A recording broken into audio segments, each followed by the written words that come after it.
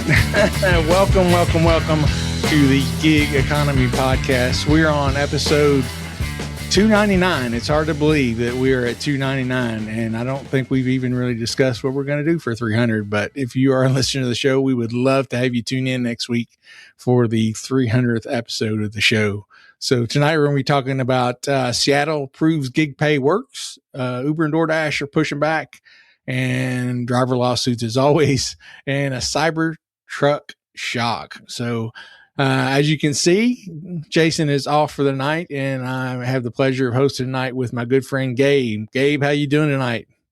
I'm good. How are you, Larry? I'm doing well. It's good to have you back on the show. I know you were on just a few weeks ago, but Jason needed to take a night off, and Gabe was kind enough to step up into the microphone and agree to co-host with me tonight. So thank you for coming aboard. I know you're out grinding hard with the end of the school year coming. The college kids are keeping you busy and driving you crazy. You have any stories from the road this week you'd like to share? Well, I had that one I was telling you earlier. I picked up a girl and I was talking about how I'm overstimulated because of how busy it is. Sure. And she was like, yeah, I wish I had a car. And I was like, oh, yeah. And she was like, I used to be homeless. Like, that was the next sentence. And I was just like, yeah, what a segue. like, I didn't know how to respond. And then she was like, because I hate living in my apartment. I'd live in my car. And I'm like, for the first time, I was speechless. Like, I didn't know what to say. Yeah. What do you say to that? And so I was just like, yeah. And I'm like, so you have any big plans for the day? That was my segue of like changing the subject. I mean, that's as good as anything, I think, because I mean, I don't know how you really respond to that, you know? Yep. And then just like, I did have a good conversation with one guy. Okay.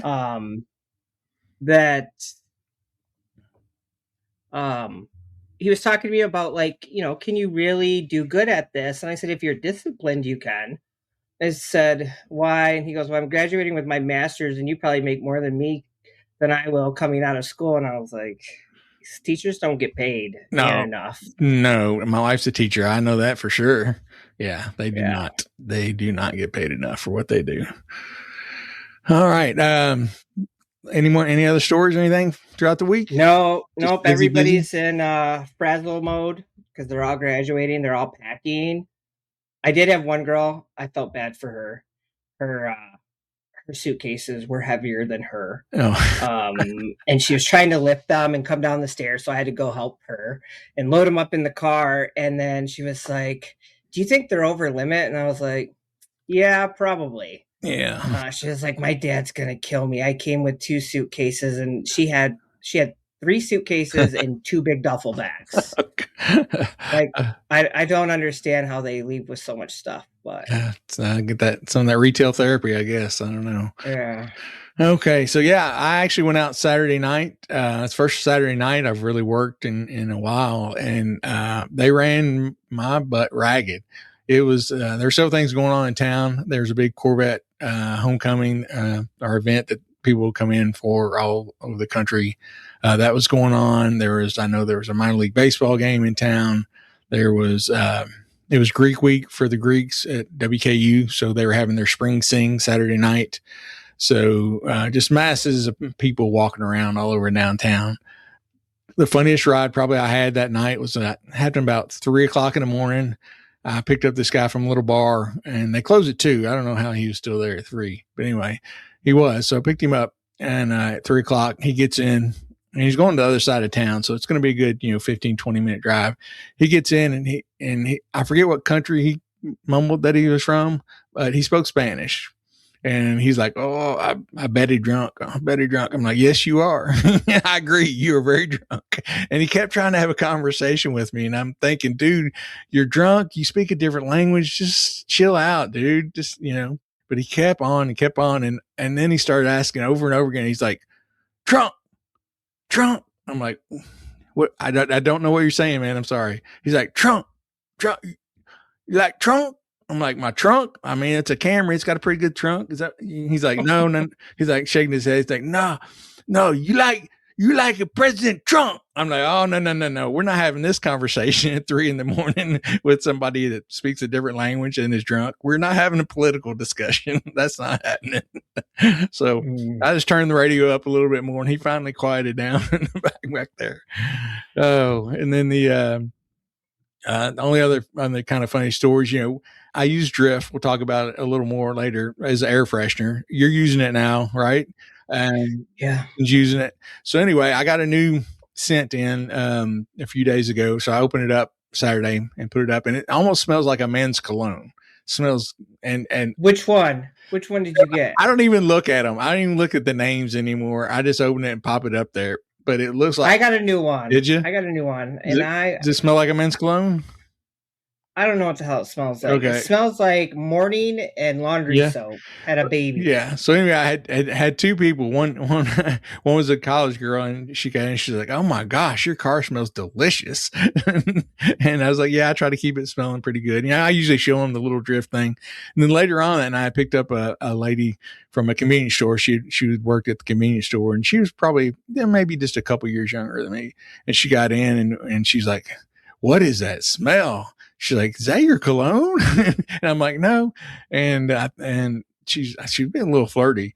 And she's like, "Oh my goodness, I thought that was your cologne. That smells so good." I was like, "No, it's this little piece of wood. It's called Drift. I use it, I get a lot of compliments on it." She's like, "That's the best thing I've smelled in a long time. I think I'd sleep with that." And I'm like, "Okay." Time to change the topic. You're always getting offers there. Oh my goodness. Anyway, so I think that's the only really big stories I had, but it was good to get back out. It was one of those days. I think I put this in the chat. I haven't done a ton of gig work this year, but it was one of those days that really made me remember why I love gig work. Just had some really good conversations with people. Most of the ride offers I got were pretty good. Lyft tries to slip in, horrible ones every now and then.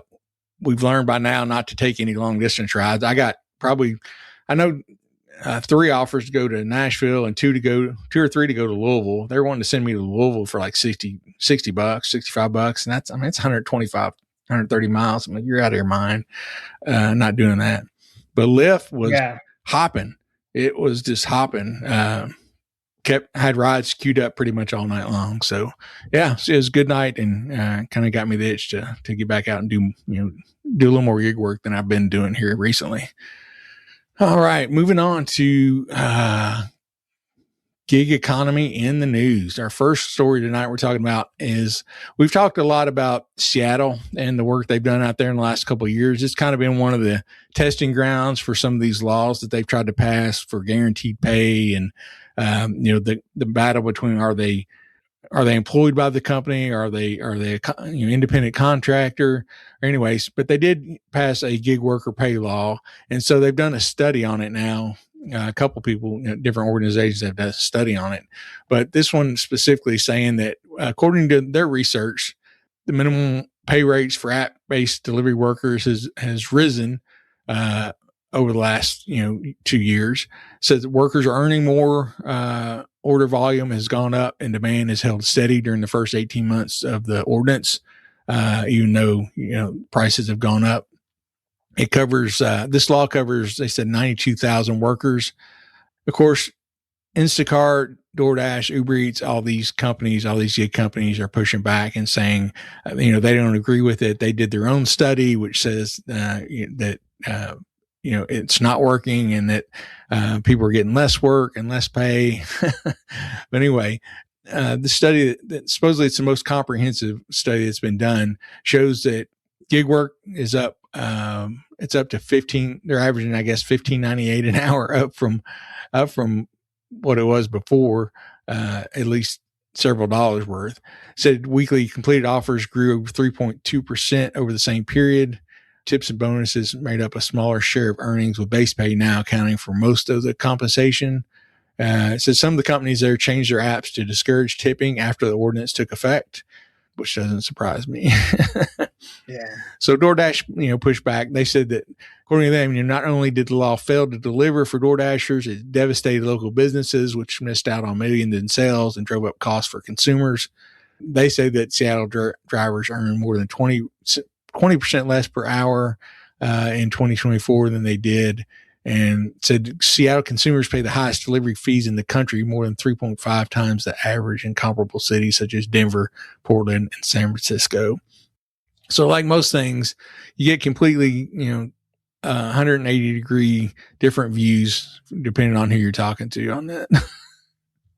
Well, I think that any company is going to try to play it down. Of course. Yeah. I mean, they fought it really hard. They spent a lot of money trying to get that, keep that from being passed. I mean, I forget how many millions of dollars they spent, trying to fight that, but they do that pretty much anywhere this kind of legislation comes up. They will pour a lot of money into it. It seems like, depending on, according to this study, it's working out for the gig workers. So I hope that's the case. I really do. We're always hoping that our brethren in, out and about in different markets, don't get affected too badly by these laws that pass out there. All right. Next up, Gabe, I think you want to show the video here first and then we can discuss afterwards. So go ahead. Yeah, this is a Amazon driver having a rough delivery.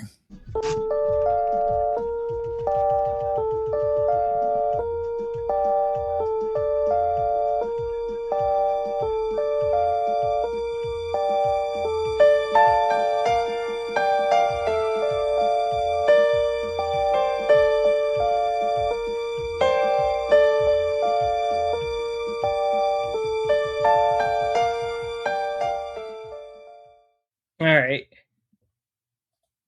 Oh, Larry, I can't hear you. You good? Oh, I can hear you now. Okay. Yeah. You want to talk about, for our audio listeners, you want to talk about just kind of what they missed, in that video? Yeah. So there's an Amazon delivery driver.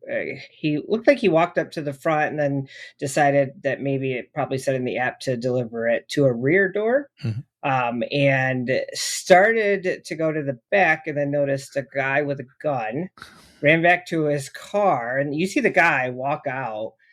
He ends up going back in, and right where you stop the video, the guy is coming up with his hands up because the cops have come now. Yes. Like I couldn't even imagine. That's why I don't do Amazon Flex at night. I wouldn't either. Early morning. I would not just because of that exact reason. I don't think it would, I would just be nervous about it because, you get some guy like that just, have an itchy finger and it's all over.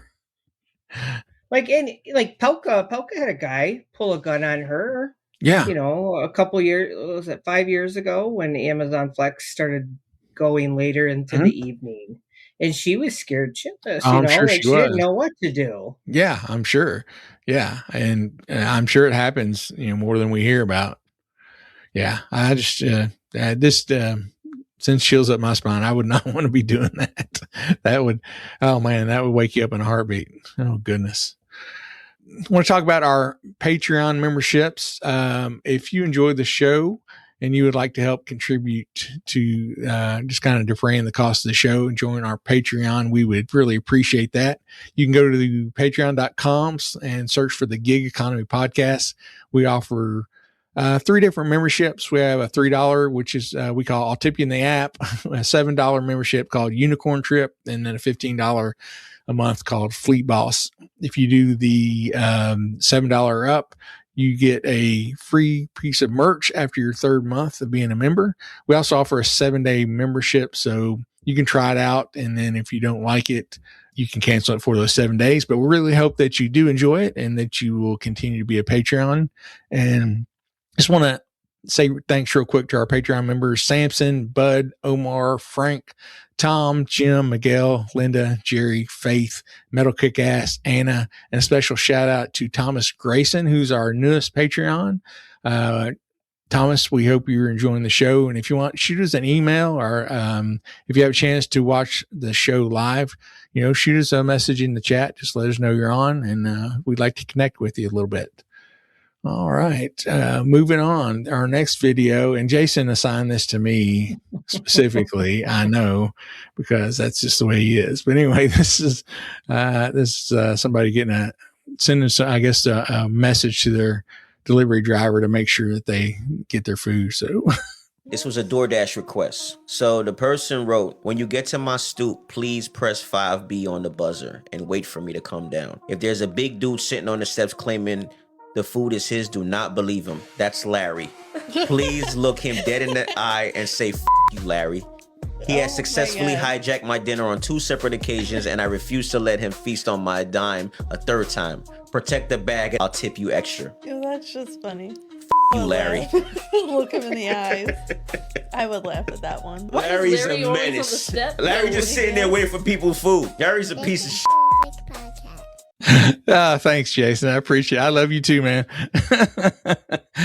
Oh yeah, I can just see that. Yeah, some dude sitting on a stoop just stealing people's food as it gets delivered. Oh my goodness. Just checking. Go ahead. I say I love that he just called him out like that. Yeah. Yeah, look him dead in the eye. And say, fuck you, Larry. Yeah, exactly. Oh my goodness. Let's see. Looks like we got a spammer in the chat.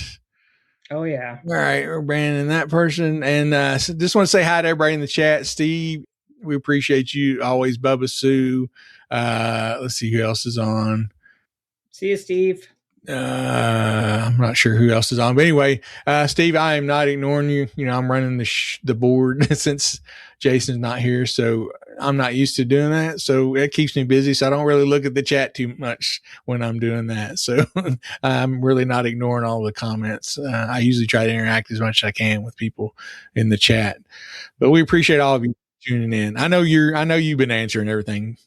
I was thrown off by the spammer because I have the YouTube up, right? And I can see it, but I can't see them commenting on the YouTube channel. Oh yeah. I can only see them in the live, like on our right on our StreamYard. Yeah. Yeah. And I'm like, what is like, I thought I was losing it. So I keep scrolling and I'm like, wait, no, they did say something. Yeah.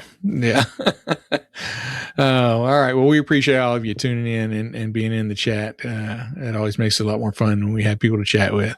All right. Up next, Gabe's going to talk about a Cybertruck. Yeah. So we have a Lyft driver who did 100,000 miles with his Cybertruck and got hit with a $7,200 repair bill. So apparently the Cybertruck's power conversion system failed, and it was an out of warranty bill. So $7,200. And basically what he said is because of that, it lowered his savings. He would have had about $17,700, so almost $18,000 worth of savings for those 100,000 miles versus if he was to have used gas. So he still pocketed a lot of money if you think about it. Like, granted, I get the cost of the battery, but you know, he still pocketed almost like $10,000 in savings. Nothing to see. So you know, I get it. The fuel savings is there if you drive an EV, definitely. But that's kind of, you know, the trade-off, right? Is you're going to go with the cost of a battery. That's the most expensive thing on an EV vehicle to get repaired if it's not covered under warranty. Yeah.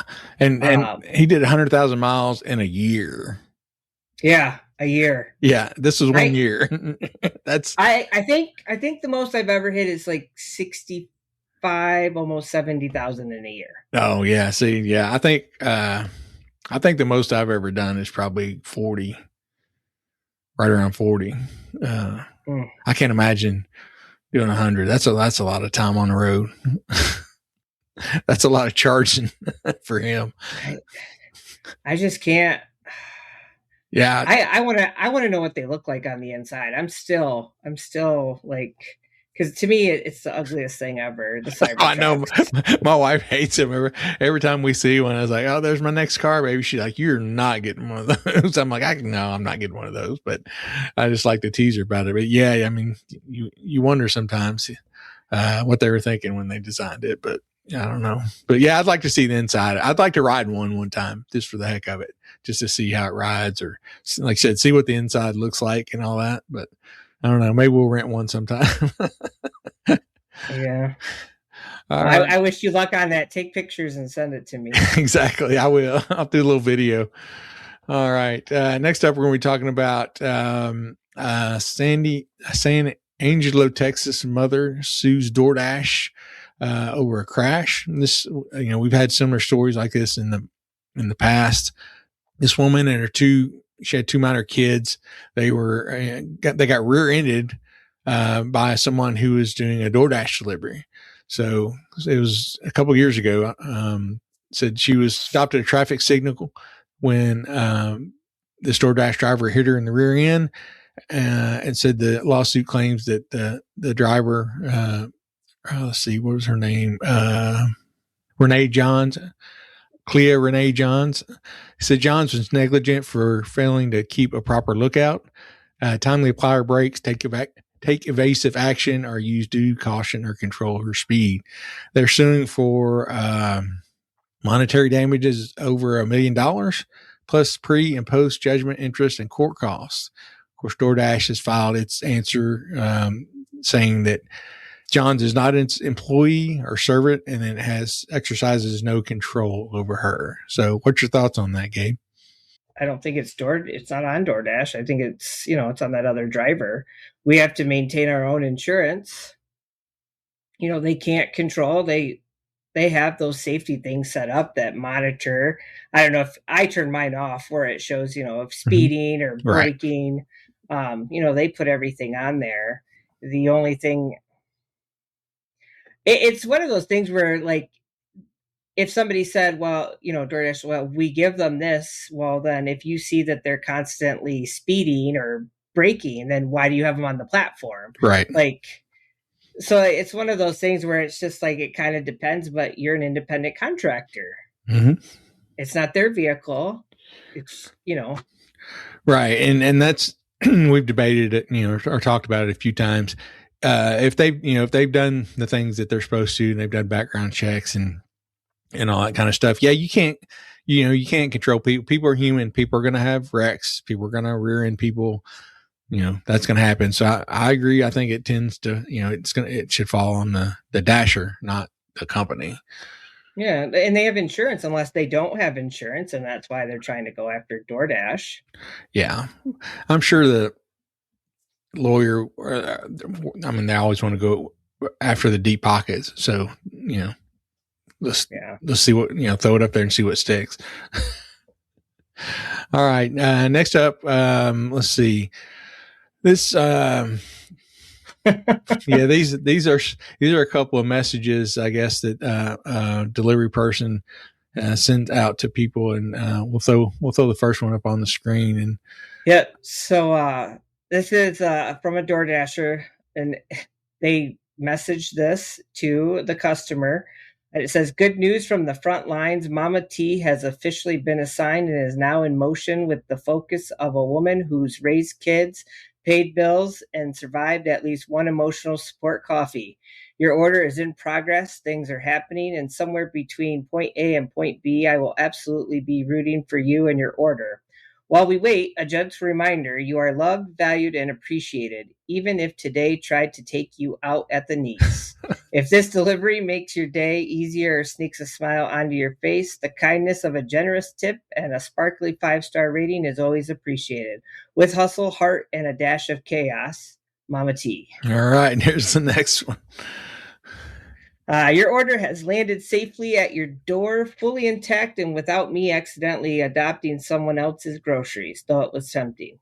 If this made you smile, spared you from cooking, or kept you from answering the essential question of what's for dinner, a good tip and a glittery 5-star rating would make my chaos-fueled heart very happy. All right, what do you think? I think it's way too much. Yeah. It is way too much. That's extra, man. That is way extra. Like, I think, I enjoy the memes that some drivers send. Sure. It's funny, and it gets the point across, but like, this is overkill. It's out there, man. It is, Yeah. You know, just something short, like a little short, something funny or something like that. But like 3 or 4 or 5 paragraphs, that's a lot. You know, I think that is a lot. Well, and you're like, you keep saying like generous tip. Yeah. You know, rate me 5 star. Like I had the perfect handoff the other day. Mhm. I was going to my mom's to help her. I ordered some food. It got there right as I pulled in. He pulled in after me. He came up and I was like, man, you were quick. And he goes, I try my best. And he goes, if you like the service, give me a 5 star. And he was gone. Like Yeah. it was simple and quick. And I Right. appreciated his efficiency. Yeah, and that's I think most people would resonate with that more than they would, you know, a 5-paragraph note. But that's just me, I guess. I don't know. But yeah, I think she seems like she's just maybe trying a little too hard. I don't know. But it may work for her. You know, I don't know. It'd be interested to see how well she does with her tips. You know, I don't know. Yeah. I guess I would like to see how many add-on tips. Right. I don't know. I feel like we need a guinea pig. I feel like Susan should do this. She should do some DoorDashes and Uber Eats, and she should write out something like this, and then let us know. Okay. If she gets more money. You've just been volunteered. Is she watching tonight? Is she in the chat? Yeah, she's probably cussing me out right now, giving me the finger, flipping me off. She's like, you just added to her stress level. What's going on? All righty, moving on. All right, this next article talks about Hawaii drivers saying that Uber AI is shortchanging them. So, as we've talked about ad nauseum, you know, we used to have a pretty good system where we made a certain percentage of whatever the customer paid. Started out at 80%, and then it went down to 75%, and then it went to the time and mileage system where we got paid so much per mile, so much per minute. And that was, that worked out pretty good. I was really happy with it, as everybody knows, because I don't know, we had one of the better rates in the country. I used to make $1.17 a mile, and there was nowhere you could find where it explained why each city had that particular rate. What do you remember? What the rate was there, Gabe? When they were doing 81 cents. 81 cents. So yeah, it's crazy how different it is in different places. I know in Nashville at one point it was like in the 60s, high 60s. So I could go to Nashville and drive and say super busy and make good money, but I'm putting twice the miles on my car as I'm doing if I stay here in Bowling Green. So anyway, Hawaii was one of the last places to get, I guess, the upfront pricing, which they went up to the upfront pricing, which we all know. Now they throw it up a screen, and you've got about 8 seconds to decide whether you want it. And the trade-off was now you get to see where you're picking them up and where they're going, but you don't know how much you're making per mile. You just have to do the math in your head real quick, and we get pretty good because we do it all the time to know. You kind of develop a sense whether the ride's worth it or not. But sometimes, it can be confusing, especially if you've already got a passenger in the car. You don't want to be staring at the screen while you're driving down a busy highway with a passenger in the car. So it can be a little tricky when that happens. But anyway, so, this guy they interviewed in Hawaii, Joseph, said that, he used to make a pretty good living in Hawaii. He said he can make 800 or more a week pretty, really easily. He used to make good money on trips from the airport to Waikiki, which would pay him about $24. He said now it's really hard, even working 7 days, it's hard to make, as much as he was making back then. As I said, Hawaii was one of the last states to change over to the upfront pricing, which uses an AI algorithm to figure out how much they're going to offer you on every ride. And you can have 2 drivers, sitting side by side and get the same ride offered to them, but it'll be at a different price. This driver, another driver there in Hawaii, Felix Fernandez, said that he used to make between $800 to $1,000 a week, and about $30 an hour. He said these days he makes, if he's lucky, between $600 and $800 a week. He said a lot of him and a lot of other rideshare drivers in Hawaii are starting to, join other people across the country. He said that they really are thinking about whether it's worth it anymore. They have to think every time whether it's worth the trip is worth it, because they got to look at the rising cost of gas. Insurance is going up, all that sort of stuff, which is really, hurting the bottom line. And so some of them are starting to petition Hawaii officials to do what they have in places like, Washington State, which we just talked about, and New York City, Massachusetts, some other places like that have set minimum pay standards, and they require Uber and Lyft to disclose more about how they calculate the driver compensation. As Fernandez said, it's not just about the money. We want transparency. That's one thing we've talked about a lot over the years. The transparency. These companies, they're always changing things, constantly changing things. So you can never, just when you're kind of figuring out how things work with them, they change it and they're not transparent. It was very transparent when you had got paid by a mile and by the minute. You knew if this is this many miles, that's how much I'm going to make. You just 117 times whatever mileage I'm going, that's what I'm going to make. And now it can vary. Usually, get the same ride, 2 days in a row, the price that you get offered could vary greatly.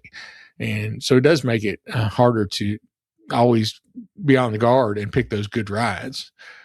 Yeah. It's almost like you need the boost, the incentive of the boost, or you need a surge to make it worth it, unless you're chasing a quest, right? And you're trying to get an amount of rides. But like, even on the article,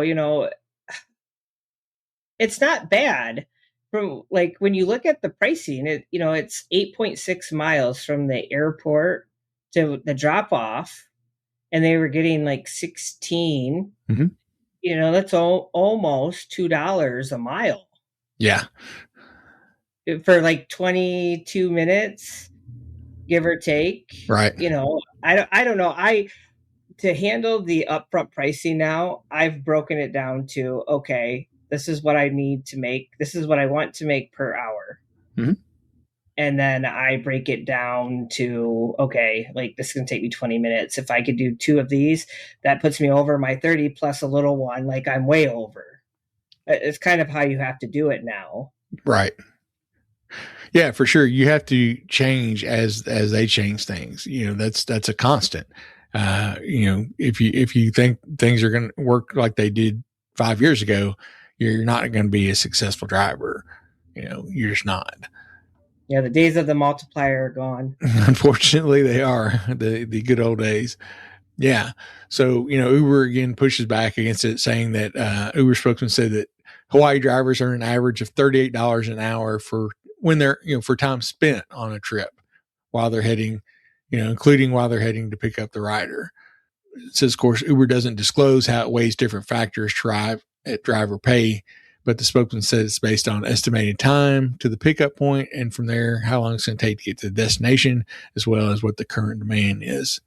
Upfront fares account for whether a particular trip is generally more or less likely to be fulfilled by drivers based on aggregate patterns on similar trips, but not on what an individual driver has accepted in the past. Because that's one of the things that, in the Facebook groups and different places they talk about a lot. They're like, don't take these low trips, because if they see you're going to take low trips, that's what they're going to offer you. And I think there's truth to that, but Uber, they deny that, but I think it's true personally. All right. I'm going to talk real quick about Drift. We mentioned it in my stories from the road. Drift is a subscription air freshener model. And they got a couple different options that you can choose from. You have the wood one or the slate one, Gabe? I have the wood one. Okay, that's what I have. Yeah, I've got the wood one. Yeah. It's about $11 a month. I think Jason got the slate one, and I think it's like $16 a month or something. But anyway, I've used it for probably 4 or 5 years now, and I get compliments all the time about how good my car smells. I mean, like I said, had 2 just on Saturday.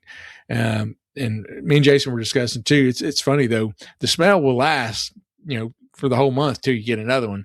But about 2 weeks in, you get used to it, and I don't smell it. Then my wife will get in, or a customer will get in. They're like, "Oh my God, it smells so good in here," and I can't even smell it anymore. But anyway, you don't get 2? 2? a No, month? no, I just get 1. That's why yours is 11. So what they offer now is you get 2. Huh? So I get 2 cents sent to me. Oh, really? Yeah, and it's about 16, Okay. 15, No. $16 a month. So I got like the signature one Mhm. because I do enjoy that. And then they send me their monthly special, which I think this month it's called Daybreak. Okay, I'll have to look at what mine. I think I just get the month. I get the monthly special, I guess, because mine's different every month. Because Jason, yeah, he was like, oh man, he's like, I'm kind of disappointed. I got the same one 2 months in a row. I'm like, I've never gotten the same one. I don't know if I've ever gotten the same one twice, much less 2 months in a row. I know I've not gotten the same one 2 months in a row. Yeah, I got one of them is the same because it's the one I picked. Okay. And then the other one is that whatever their monthly is. And Daybreak, like I said, is like morning, like fresh out of the shower, morning fresh air with like laundry soap. Like it smells good. It just at first, when you open them and you put them in your car, it's like right there and it hits Yes. you in the face every time you sit down. Yeah. It's a little pungent Yeah. at first. But now, like I've gotten compliments where people are like, "Your car smells so good." Yes. Yeah. You will get lots of those. So, do you pick a scent every month? No, I have it set on auto. So Okay, I that's get what mine is. The standard one, Mhm. and then I get whatever their monthly is. Okay, yeah. See, when I joined it a long surprise. time ago, they didn't have. I don't think they had that option. That must be something newer. But yeah, I just get whatever I guess their monthly special sin is for the month because it's different every month. I don't ever do anything. But anyway, if you're interested, you'd like to try it. They do smell really, really good. If you're a rideshare driver, you'll get lots of compliments in your car. If you don't do rideshare, if you do food delivery or you just want it for your personal car, we do have links in the show description, the show notes. You can sign up through there and give it a try. If you don't like it, you can always cancel the subscription. But like I said, it's just like $11 a month, and I guarantee that you will enjoy the scent. All right. Next up, let's see. Uber says it has a superpower to boost EV charging growth. I think Uber thinks that they carry more weight than what they actually do. So basically, Uber is saying that they're going to take more of an active role in deciding where new charging stations should be built and how efficiently they're managed.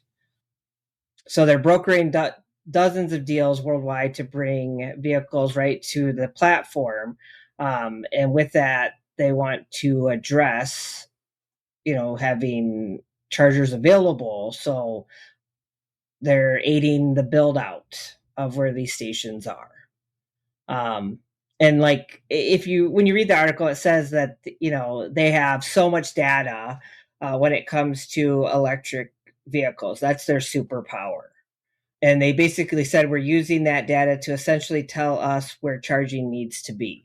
Right. But then it says they're going to team up with like EVgo, or they team up with Presto, which is great, right? Because it lists the chargers, but they're not, the companies who are putting the chargers are on the hook for building them and putting the money into it.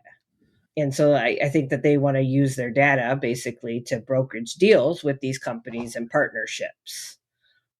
Yeah, stealing from drivers, as Susan says. Well, and I think other companies too. So basically, in February, Uber announced that they have $100 million investment in building public fast charging stations, where it's going to partner with EVgo in the US and then INT in Europe. And I would love to see that happen. I don't think it's going to happen. Yeah. I don't think you're ever going to come across a charger that has Uber's name on it. You don't think so? With No. all their push toward their robo taxis and EV and all that kind of stuff? No, I think they'll brokerage deals. Maybe they might get there in partnership with. Yeah. But I think they're going to utilize like ChargePoint and EVgo and other companies and try to invest money that way so they don't have to be on the hook if for some reason it falls apart. We all have watched Uber over the years, right? Yeah. Oh yeah. It's never about what have they actually built. It's always about using other people's stuff. Yeah. It has always been that way, but now, counterpoint, they are, now they're actually building these, starting to build these autonomous cars. And it's weird to see them shifting toward actually they're going to have some of this stuff. And it's going to be interesting to see how it all works out, how they're going to, how are they going to charge these robo taxis, or who's going to clean them and all that kind of stuff? And are they going to own them still? Well, and that's the thing, though. It's being stress tested. Mm-hmm. That's what the article says, by rivals and investors alike, where their stock is down 10% already this year. Yeah. And the threat from Tesla is looming. Sure. Where Elon Musk's company builds its own robo taxis. Mm-hmm. So I don't know. I just don't see. They've never wanted to invest money in things. So okay, they get a station set up, let's say. Yeah. Who's going to fix it? Are they going to spend money into it? Like, I go to some of these stations and they're trash. There's some really good ones around. Sure. To maintain that. Like, look at the Uber hubs. They had those everywhere, right? And then look at them. They fell apart and they didn't want to maintain them. Yep. Closed them all up. Yeah. I can't argue with you. I would not be surprised if they just focus on the partnerships. Cause that's what that's what they've seemed to have done with most people. They form partnerships with delivery companies. They form partnership with car companies. They form partnerships with, Octopus Tablet, they form partnerships with all these different things. And, so yeah, it'll be interesting to see how it all shakes out. With the gas costs going back up, the pendulum was kind of shifting back, for, we were on the gas powered vehicles, and then, we started getting into the, electric vehicles there. And then, the new administration came in, it kind of shifted back to the gas cars. Now with this, the war going on and the gas prices up, it's kind of shifting back toward the other way for a little bit. So yeah, we'll see how it ends up. It's a major shift. Like, here in Michigan, it's almost $5, like $4.99. Yeah. Over in Jason's area, it's like $4.60 here in my market. Yeah. Yeah. Face paying what, $5.50 out in California? Yeah. Crazy. Okay. This next video we're going to show, it's just going to show, it's about a 2-minute video. Uber driver just going on a little bit of a rant. Okay, so I had to pull over to ask this question because it has been annoying the fuck out of me. I was going to direct this towards one group of people because they have been the only ones who do this. What give you the unmitigated gall to call a rideshare, and when they pull up, you come outside, this person has blackout windows. They are completely fishbowled out. Fishbowl means your windows are completely blank. You come to the passenger door and open the door, and you yank it open too. What the fuck gives you the thought, the idea, the caucasity to think that you are bitch, this not your best friend picking you up. This ain't your cousin. This ain't your mom and your daddy. This ain't your brother and sister. This is no one you know. Everyone knows rideshare, go in the back fucking seat. For you to sit next to me, that is a rare occurrence. I needed I wanted the ride, and then it's a few of y'all in here. But bitch, if it's just you and your girl, why the fuck would you think I want to sit next to you? I need answers. I need to understand, what is it about y'all that thinks that shit like that is fucking acceptable? And it's only y'all. Oh goodness. The caucasity. I like that. That cracked me up. Oh goodness. So, my thoughts on this. First, a couple things. First of all, I've never understood the people who are like, oh, I don't want anybody in my front seat. I don't care where they sit. But it does amaze me how many times a guy and a girl will come out and the girl get in the back and the dude will sit up front, or sometimes the dude will sit in the back, and that's even weirder when the dude sits in the back and then the girl gets up front and sits right next to me. That I don't understand at all. At all. But somebody just coming, if it's a one person, they want to sit in the front seat. I don't understand why it bothers people, but different strokes for different folks. But it doesn't bother me. I've had some older folk that will sit in the front. It's easier for them to get in and out of the car. Right. That's fine. Yeah. Today I had a college student, a girl. I pulled up and she like popped open the front and then she like, I just kind of was like looking at her because usually a good majority of everyone sits in the back. Yeah. And she's like, "Oh, is this okay?" I said, "Yeah, you can sit anywhere you want in the car. You just can't sit in the driver's seat. Like, just can't sit in my lap." Like that's what I always say jokingly. It does not bother me, but I have seen other drivers that have that front passenger seat all the way up against the dashboard. Oh, I've seen people have like a box or something sitting up there so people won't sit in there. Yeah. Yeah. I mean, and I know that's definitely against the terms of service. You're supposed to have your seats are supposed to all be available.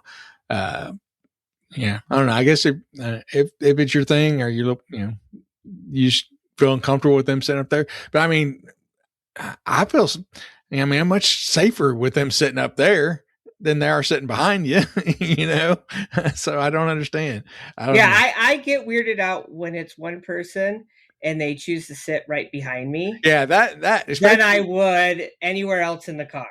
Yeah, especially if it's late at night and some dude gets in and sits right behind you, that will make me uncomfortable for sure. And I'm extra alert when that happens, and I'm keeping your eye on what's going on for sure, and being aware of the surroundings and what's going on, what they're doing back there. That's one of the reasons I like my LED lights, because it lights up the interior of the car a little bit so I can see what they're doing back there, a little bit. Whereas if not, it's just pretty dark and you can't tell what's going on. But, like I said, the weirdest one for me is when a guy and a girl come out and they're a couple, you tell they're a couple, and the guy sits in the back and the girl sits up front. I was like, what would possess you to do that? Trying to get that free Uber ride, Larry. I don't know, man. It's not working. Sorry. I don't know. Oh my goodness. All right. Moving on.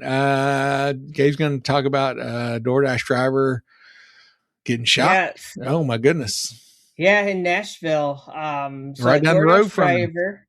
Yeah. So DoorDash driver shot and killed a suspect, who shot and injured him during an attempted carjacking. So, which I don't understand, but maybe because it was busy, but it was 1:00 in the afternoon and the driver pulled into the Walgreens parking lot, I guess right next to the Chick-fil-A, and parked, went to go get the food, came back, and that's when the carjacker jumped in. And he pulled a gun. He had a gun. So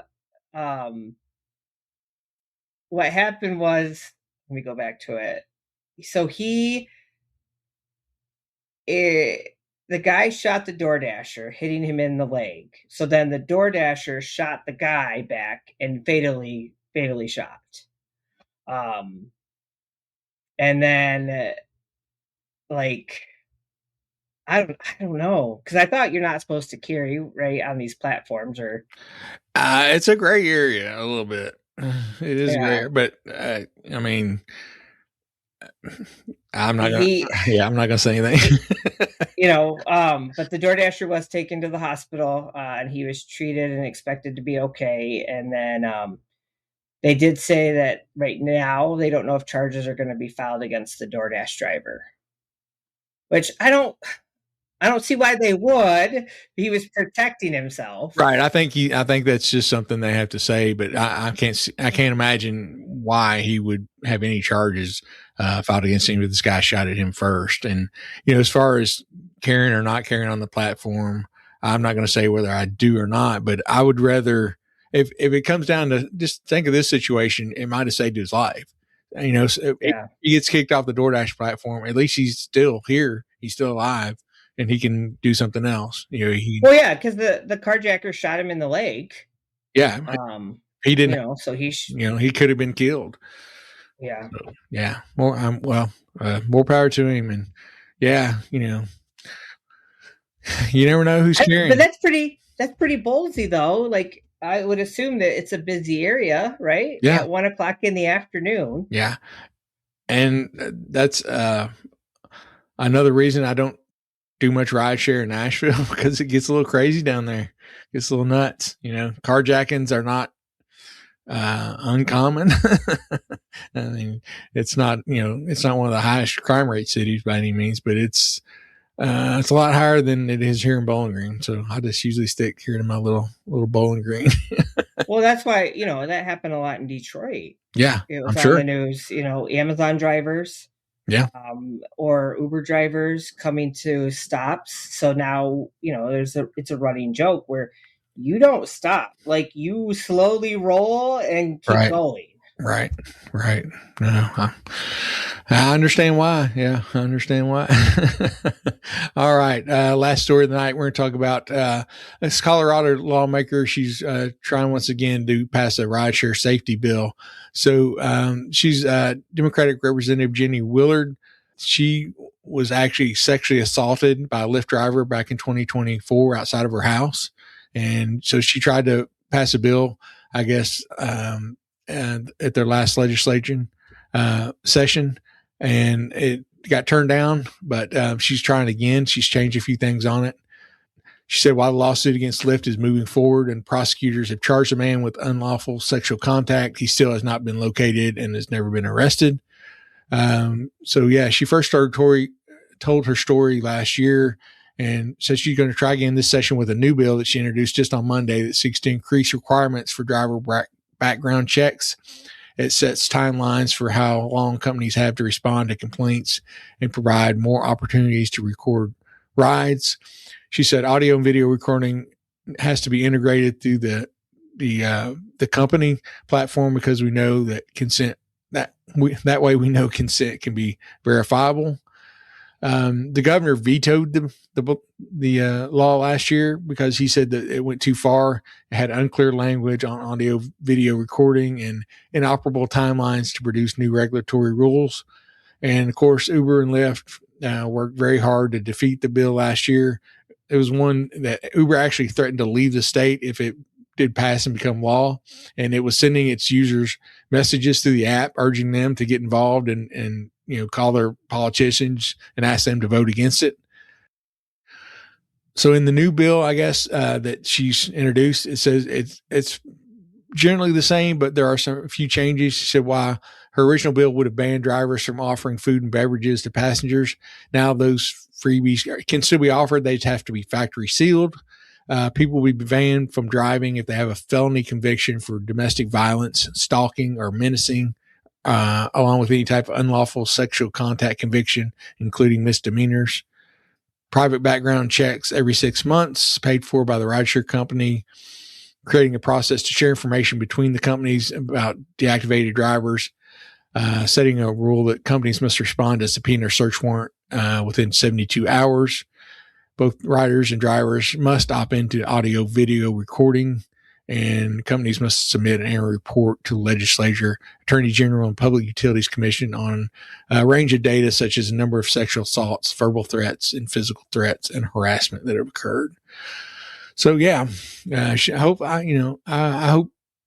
hope they do get this passed. I hope they were able to work it out. So anything that gives more protection for both riders and drivers, I think I'm for. Haven't read anything in her bill that I would really be hard set against.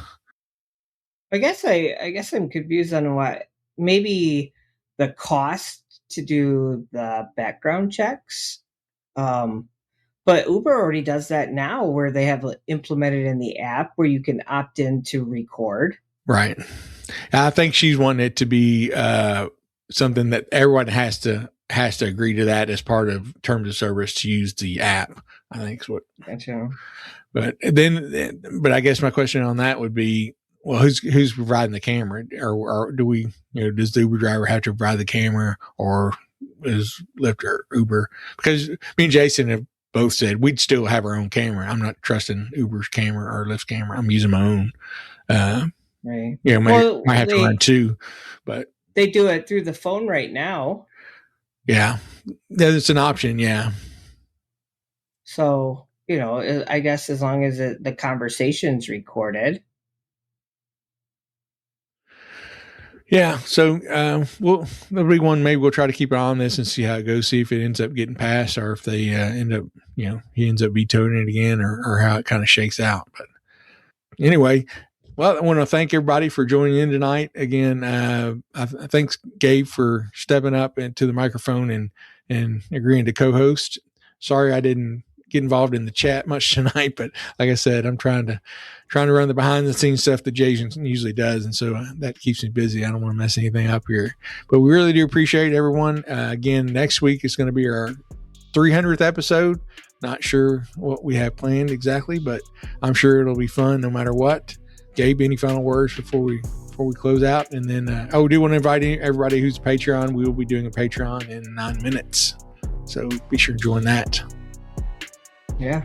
No, just I think it's for a lot of people that are in college towns. Get your grind on and hustle. Got to make hay while you can, right? Yeah. All right. Well, as always, don't put up with anybody's bullshit. And don't be a dick. And we'll see you on the road. Good night, everybody. Thanks for tuning in.